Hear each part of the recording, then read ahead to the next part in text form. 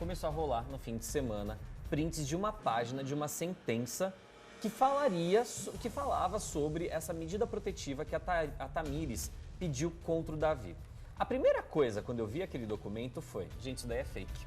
Tá muito mal feito, tá muito mal ajambrado, até que consegui mobilizar as minhas fontes e a gente conseguiu no sistema do Tribunal de Justiça, do Poder Judiciário do Amazonas, os documentos que falam dessa decisão e realmente aquele print que começou a rolar no fim de semana era somente uma página, de um arquivo de 3 páginas, de uma sentença, sim, desfavorável ao Davi.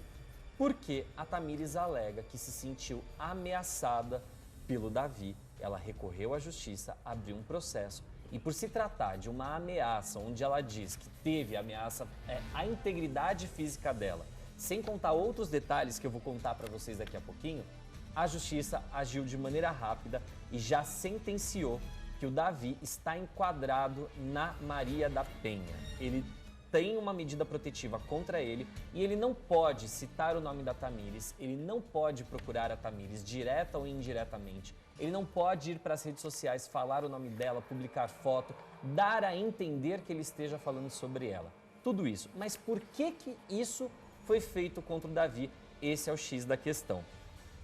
A Thamires, como vocês bem sabem, teve aí um relacionamento muito curto com o Davi, muito curto.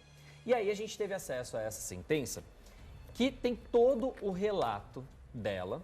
E aí tem algumas incoerências, Sônia, que aí eu fiquei olhando, eu falei, gente, se fosse eu que estivesse vivenciando isso, talvez eu teria agido de uma maneira diferente. Mas ela é a vítima. E aí dentro do ciclo da vítima de um relacionamento abusivo, a gente tem que respeitar também aí os depoimentos da pessoa. Porém, diz aqui na sentença, de acordo com o relato da Thamires, que o relacionamento começou dia 8 de junho de 2024, lá no São João da Tai. Então foi lá que eles começaram o namorico deles, certo? Certo. Só que aí, uma semana depois, no dia 15 de julho, desculpa, uma semana não, um mês depois, um mês e uma semana depois, no dia 15 de julho, a Thamires disse que o Davi estava em completo estado de embriaguez.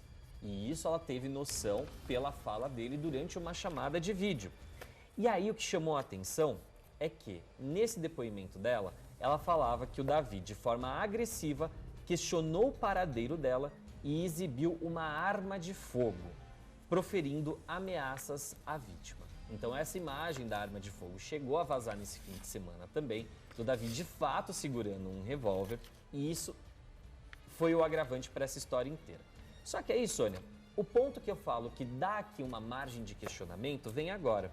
Então eu tô falando para vocês que no dia 15 de julho, a Thamires fez essa chamada de vídeo com o Davi e ela alega ter sido ameaçada por ele.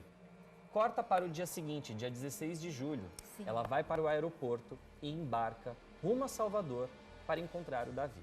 Então esse ponto para mim é uma grande incógnita, mas respeito também, obviamente, todas as motivações da Thamires para ir a esse encontro, porém no dia 15 ela disse que foi ameaçada e no dia 16 ela resolve sair de Manaus para ir a Salvador, quando acontece todo aquele episódio da foto fake do termômetro, do Davi falando que não era mais para ela ir para lá, só que nisso ela já estava em Brasília esperando a escala, ela teve que dormir no aeroporto e tudo mais. Pois bem, quando a Thamires diz, no dia 15 de julho, segundo o documento aqui da Justiça, o juiz que analisou o caso, ele falou o seguinte, eu entendo que este ato, mesmo ocorrendo em ambiente virtual, configura ameaça grave e violência psicológica, causando à vítima fundado temor e abalo emocional. Então aqui nesse momento, com o print que a Thamires colocou no processo, juntamente com o relato dela, para o juiz já foi basicamente necessária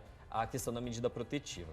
E aí depois, mais adiante nessa decisão, ele fala o seguinte, que no caso em tela, no caso que está sendo exposto aqui das alegações da Thamires, além da palavra da vítima, que por si só já possui relevante valor probatório, conforme referido o protocolo, a autoridade policial incluiu ao processo prints de conversas entre as partes realizadas por vídeo e texto, o que corrobora e reforça substancialmente os argumentos apresentados pela vítima, pela suposta vítima. Essa evidência adicional não apenas valida o relato da vítima, mas também proporciona uma base documental que sustenta a verossimilhança de suas alegações, fortalecendo assim a necessidade de concessão das medidas protetivas. Uma coisa que viralizou também nesse final de semana, que foi o site Em Off que publicou a foto do Davi com um revólver e uns prints assim, de uma sequência de chamadas no celular. O que na internet muita gente está dizendo que o Davi não cometeu nenhum crime, ele só foi um cara chato. Na opinião desse juiz que analisou o caso, não foi só isso. Olha o que o juiz disse. Ademais, o controle e ciúmes excessivos por parte do Davi, relatados pela vítima, demonstram um padrão de comportamento característico em situações de violência de gênero. Então, todas essas ligações que vocês estão vendo aí, essas chamadas insistentes, na interpretação do juiz, isso é característico de um comportamento de um homem que viola aí a Lei Maria da Penha, que é abusivo e agressor e o caramba quatro. É o que diz a justiça.